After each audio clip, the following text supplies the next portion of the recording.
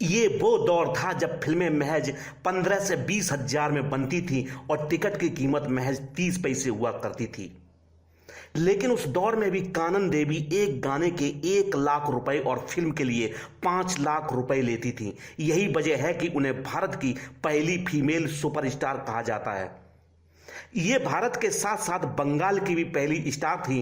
Dada Saheb Phalke award जीतने वाली चौथी महिला कानन देवी ने अपने हुनर से हिंदी सिनेमा में कई ट्रेंड बनाए।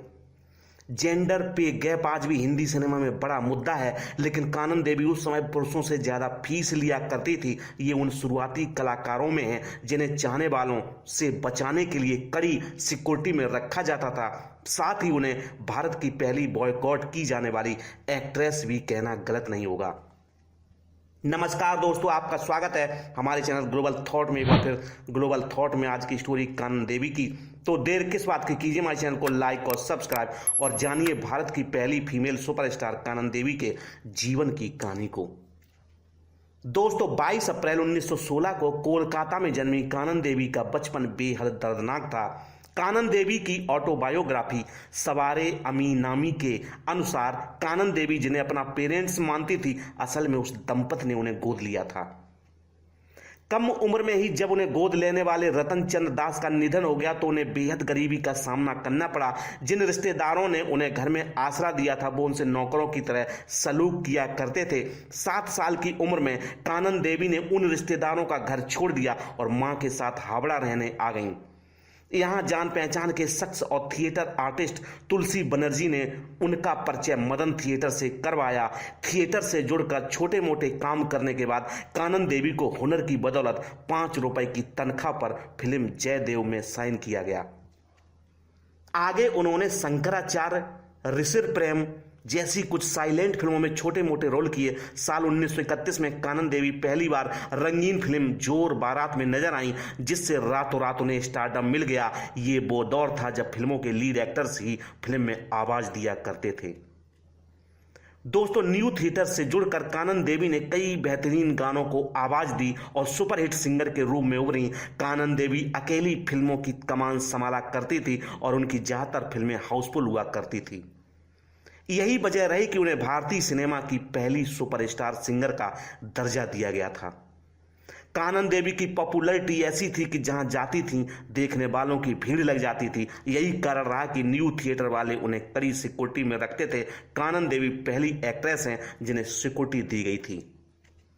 उनकी पॉपुलैरिटी बढ़ती देख यूनाइटेड किंगडम की सबसे बड़ी रिकॉर्डिंग कंपनी ग्रामोफोन ने उन्हें साइन किया। कानन देवी के गाने विदेश में भी काफी पसंद किए जाते थे।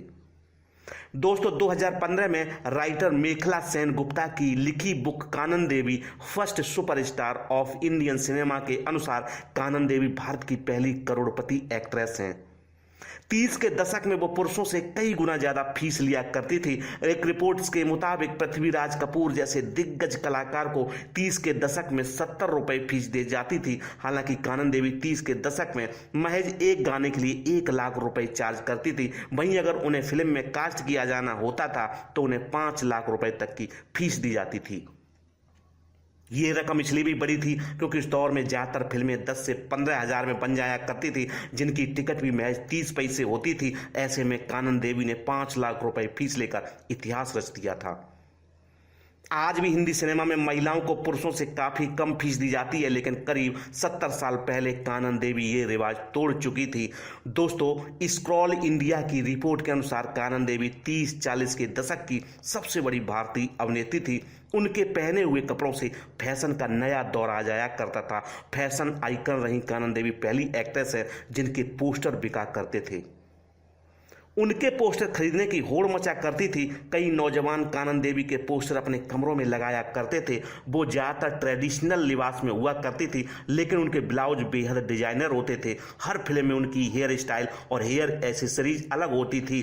ज्वेलरी भी अलग अलग और डिजाइनर पहना करती थी।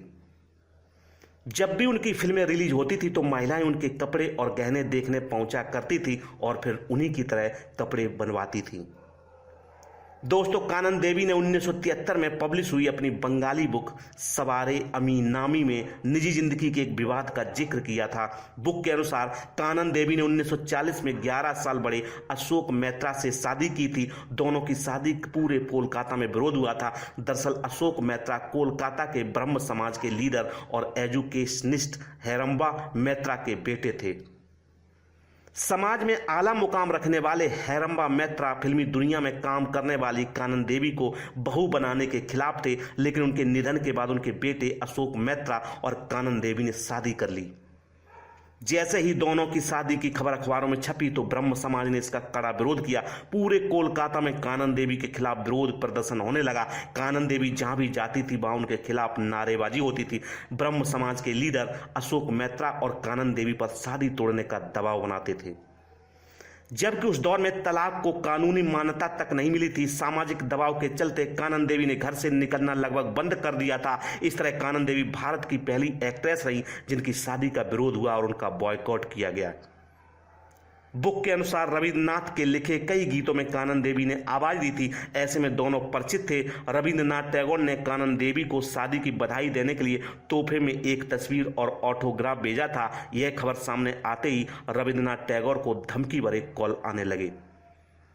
दोस्तों, मेमोयर में कानन देवी ने लिखा था कि इस घटना के बाद जब भी उन्हें रविंद्रनाथ टैगोर के गीतों को गाने का ऑफर मिलता था तो वो ये सोचकर दुख से भर जाती थी कि एक ऑटोग्राफ देने पर एक महान कवि को तकलीफ का सामना करना पड़ा था। कानन देवी कोलकाता में A11 कबीर रोड स्थित घर पर रहती थी। उनके पति अशोक मैत्रा भी उन्हीं के घर में रहते थे।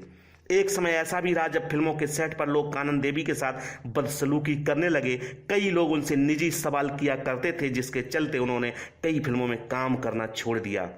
विरोध का असर उनकी शादीशुदा जिंदगी पर भी पड़ा। एक समय बाद अशोक मैत्रा भी कानन देवी के फिल्मों में काम करने के खिलाफ हो गए। समय के साथ कानन देवी पर पाबंदियां लगने लगीं। उन्हें फोन इस्तेमाल करने की भी इजाजत नहीं थी। विवादों का असर उनकी प्रोफेशनल जिंदगी पर भी पड़ा। दोस्तों, आखिरकार पति के बदले रवैये से परेशान होकर कानन देवी ने 1945 में उनसे रिश्ता खत्म कर लिया। कानन देवी पति से अलग होने के बाद 1947 की फिल्म चंद्रशेखर में अशोक कुमार के साथ नजर आई। जब ये फिल्म भी फ्लॉप हो गई तो कानन ने बतौर एक्ट्रेस फिल्में साइन करनी बंद कर दी। साल 1949 में कानन देवी ने बंगाल के गवर्नर KADC हरिदास भट्टाचार्य से दूसरी शादी कर ली। जब कानन ने फिल्मों में काम करना छोड़कर अपना प्रोडक्शन हाउस श्रीमती प्रोडक्शन की शुरुआत की तो उनके पति ने सरकारी नौकरी छोड़कर उनकी मदद की। दोनों ने कई फिल्में बनाई, लेकिन जब हरिदास भट्टाचार्य से ज्यादा नाम कानन देवी को मिलने लगा तो दोनों में झगड़े बढ़ने लगे। पत्नी को ज्यादा तवज्जो मिलने से तंग आकर हरिदास भट्टाचार्य ने 1987 में कानन देवी का घर छोड़ दिया। दोनों के रिश्ते इतना बिगड़ गए थे कि जब 17 जुलाई 1992 को कानन देवी का निधन हुआ तो हरिदास भट्टाचार्य शहर में होने के बावजूद उन्हें आखिरी बार देखने भी नहीं पहुंचे। इस शादी से उन्हें बेटा सिद्धार्थ था। विद्यापति, स्ट्रीट सिंगर, सपेरा, जवानी की रीत, पराजय, लगान, परिचय, जवाब जैसी करीब 57 फिल्मों में नजर आई और 40 गानों की आवाज बनी।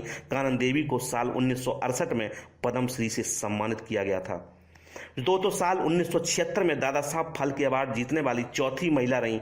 नई जनरेशन भले ही कानन देवी के नाम और फिल्मों में उनके योगदान से अनजान है, लेकिन अपने दौर में उन्होंने बतौर सिंगर, एक्ट्रेस और सशक्त महिला के रूप में गहरी छाप छोड़ी थी। वो AK सहगल, PC बरुआ, पहाड़ी सन्याल, अशोक कुमार जैसे दिग्गजों की पहली पसंद हुआ करती थी।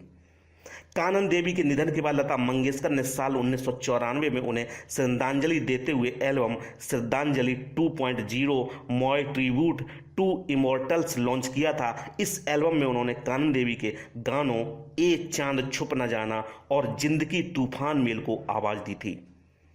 आज की स्टोरी आपको कैसी लगी कमेंट बॉक्स में कमेंट करके जरूर बताएं, और अगर हमारे द्वारा दी गई बॉलीवुड स्टोरी आपको अच्छी लगती है तो हमारे चैनल को लाइक, शेयर और सब्सक्राइब करना ना भूलें। धन्यवाद।